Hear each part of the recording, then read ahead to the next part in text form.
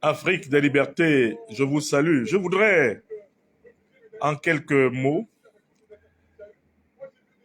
souhaiter bon courage à l'équipe de football des Lions de l'Atlas du Maroc. Ils se sont battus comme ils pouvaient pour arriver à la finale de la Coupe d'Afrique des Nations. Mais à la finale, ils sont tombés objectivement sur une équipe qui est plus forte qu'eux. Voilà pourquoi, tout en disant bon courage aux Lions de l'Atlas du Maroc qui ont perdu à la régulière, je voudrais adresser les chaleureuses félicitations de l'Afrique des libertés à l'équipe des Lions de la Teranga, les Lions du Sénégal, qui ont fait honneur aujourd'hui, dimanche 18 janvier 2026, au sport. L'équipe du Sénégal a gagné la Coupe d'Afrique des Nations à la régulière. Le match que nous avons regardé risquait à tout moment de déraper à cause d'un arbitrage extrêmement partial, un arbitrage injuste, odieux, un arbitrage merdique. Mais je voudrais dire ma fierté à la fois devant la réaction du coach sénégalo-malien de l'équipe du Sénégal qui a exigé que la justice sportive revienne sur le terrain quand l'arbitre exagère. Je voudrais saluer la réaction courageuse de l'équipe du Sénégal quand l'injustice s'était installée sur le terrain et que l'arbitre voulait déterminer le score du match avant les joueurs. À un moment donné, la loi du jeu a prévalu. Et quand la véritable loi du jeu a prévalu, les Lions de la Teranga, les Lions du Sénégal ont gagné. Il y a là une justice cosmique qui a agi sur le terrain et il y a une leçon à tirer pour l'ensemble du mouvement sportif africain et mondial. Les vraies victoires sont celles qui s'acquièrent par le mérite, par le jeu, par la compétence, par la qualité. Les fausses victoires, les mauvaises victoires sont celles qui s'acquièrent par la tricherie, la manipulation, le mensonge, la flagornerie, la petitesse. Dans cette finale de la Coupe d'Afrique des Nations, on a vraiment vu l'affrontement entre le jeu et la tricherie. Et je voudrais me féliciter et féliciter surtout l'ensemble des Africaines et des Africains, l'ensemble des supporters, y compris les supporters du Maroc, qui, à un moment donné, ont compris qu'il fallait que le jeu triomphe. C'est le jeu qui a triomphé. L'équipe du Maroc a donné le meilleur d'elle-même, mais objectivement, l'équipe du Maroc a donné le meilleur d'elle-même, mais objectivement, elle était un cran en dessous de l'équipe du Sénégal dans cette finale. C'est une bonne chose pour la Confédération africaine de football, c'est une bonne chose pour le sport, c'est une bonne chose pour la fraternité des peuples que le meilleur ait gagné. L'équipe du Maroc était sérieuse, solide, mais l'équipe du Sénégal était meilleure.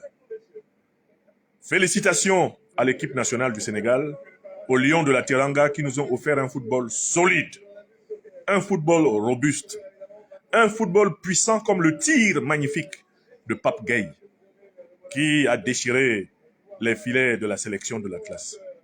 Vivement que les prochaines compétitions sportives qui vont se dérouler sur le continent africain ne soient pas polluées par des arbitres corrompus et corruptibles. Vivement que dans tous les sports, l'esprit du fair play, l'esprit du jeu l'emporte sur l'esprit de l'enjeu, l'esprit de la tricherie, l'esprit de la récupération, l'esprit de la manipulation. Cette Coupe d'Afrique des Nations a failli déraper. Elle a pourtant été organisée dans un environnement idéal. Le Maroc a construit des stades de très grande qualité Il a organisé une communication de qualité sur cette compétition. Il y a eu quelques couacs dans l'organisation, mais ça a été une grande organisation. C'est l'honneur du royaume chérifien d'avoir organisé une belle Coupe d'Afrique des Nations. Ça, on ne pourra pas leur renier. Mais cette Coupe d'Afrique des Nations a failli être définitivement particulièrement négative. Cette Coupe d'Afrique des Nations a failli être ternie et détruite par la tricherie. Le jeu l'a emporté sur la tricherie. C'est à la fois une bonne chose pour le Maroc, c'est une bonne chose pour le Sénégal, c'est une bonne chose pour l'Afrique, c'est une bonne chose pour le sport. En tout cas, nous avons assisté à une compétition intense et les Africains au sud du Sahara doivent tirer des leçons de ce qui s'est passé là. Il y a là un gisement d'enseignement psychologique sur le dispositif mental que les Africains doivent développer pour être respectés partout sur la terre. Je suis particulièrement fier de l'attitude du coach de l'équipe nationale du Sénégal, le Sénégalo-malien, dans le sang duquel bat sans doute le son de Soundiata Keita. Il a su provoquer l'électrochoc qui était tel que l'arbitre même n'était plus capable d'arbitrer le match. Il a laissé les joueurs jouer. Quand il a laissé les joueurs jouer, le Sénégal a gagné. L'Afrique a soif de justice. Et nous ne laisserons plus l'injustice l'emporter, quelles que soient les circonstances. Nous voulons l'amitié, la fraternité des peuples, mais dans la justice. L'amitié, la fraternité des peuples, mais dans la justice. Une amitié dans laquelle il faut accepter de se faire rouler dans la farine n'est pas une amitié, car comme le disait Henri Estienne, courtoisie qui ne vient que d'un côté ne saurait longuement durer. Henri Estienne le disait autrefois en terre de France. Courtoisie qui ne vient que d'un côté ne peut longuement durer. On ne peut pas bâtir une amitié sur le principe que toi tu triches et tu me domines grâce à la tricherie et moi je dois te sourire. Non. L'Afrique dit non à cela. Que le meilleur gagne, que le sport gagne.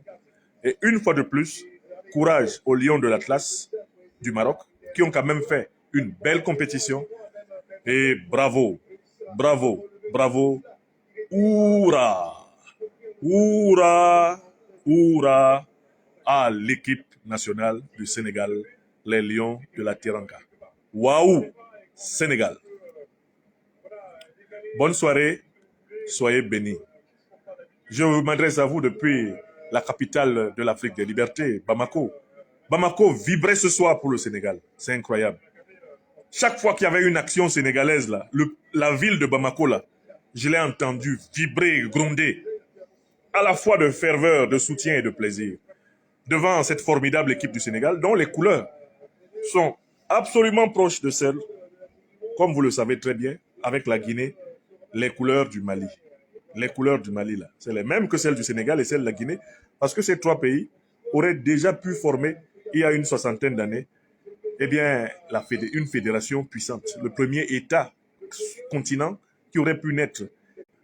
C'est une fierté, c'est une joie qui est partagée par toute l'Afrique subsaharienne, même si nous savons que le Maroc nous a offert une belle compétition et que nous devons avoir du respect pour l'adversaire, surtout quand nous l'avons battu à la régulière. Vive le sport! Vive l'équipe de football du Sénégal! Nous avons été régalés par le travail de ces orfèvres. La frappe de Pape Gueye. Wallahi billahi talahi. Personne ne va oublier cette frappe. Personne ne va oublier cette frappe dans l'histoire du sport sénégalais, dans l'histoire du sport africain. Merci beaucoup. Que la pluie tombe. Que la pluie tombe, que la pluie tombe, comme elle est tombée sur le stade, eh bien, de cette finale de la Coupe d'Afrique des Nations. Voilà, les petits Africains nègres de salon, nègres de maison, les maillots de Capécia, les arbitres corrompus et flatteurs qui pensaient qu'on va venir les trouver dans leur chambre pour leur donner eh bien, des millions de dollars parce qu'ils ont trahi l'Afrique, que les traîtres voient, que la traîtrise ne paye pas. Nous sommes à l'ère du verseau. Il sera méprisé à tout jamais dans son pays et il sera méprisé à tout jamais par les Africains. Ce minable, on ne lui a pas demandé de tricher pour l'équipe du Sénégal.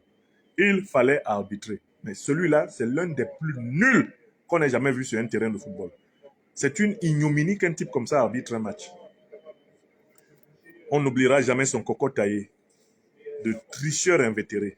Et il n'est pas le seul. Plusieurs arbitres ont sali le football pendant cette CAN. Plusieurs arbitres. Je ne vais pas revenir sur tous les détails afin de rester dans un jugement équilibré et ne pas oublier la douleur de nos frères et sœurs marocains parce que ça fait mal, hein? Perdre la Coupe d'Afrique chez soi. Ça fait plus mal que la perdre dehors. L'année où je suis né au Cameroun, 1972, mon pays natal a perdu une Coupe d'Afrique qu'il avait organisée chez lui. En demi-finale, l'équipe des Diables Rouges du Congo, où il y avait un joueur qui s'appelait Mbono le Sorcier, a crucifié les Lions indomptables du Cameroun en demi-finale à Yaoundé. Les Camerounais ont pleuré, ils ont rempli des tonneaux. Les pleurs des Camerounais coulaient plus que le fleuve Vouri à Douala. Weird job. La défaite à la maison, ça fait mal. Ça fait mal. Donc, Afrique subsaharienne, disons des mots de respect, des mots d'amitié, des mots de fraternité à nos frères marocains. Parce que la défaite fait mal. Ça fait très mal, surtout quand tu perds chez toi. Ça fait trop mal. Donc, que personne ne soit ici dans l'excès. Espérons que les prochaines compétitions, les arbitres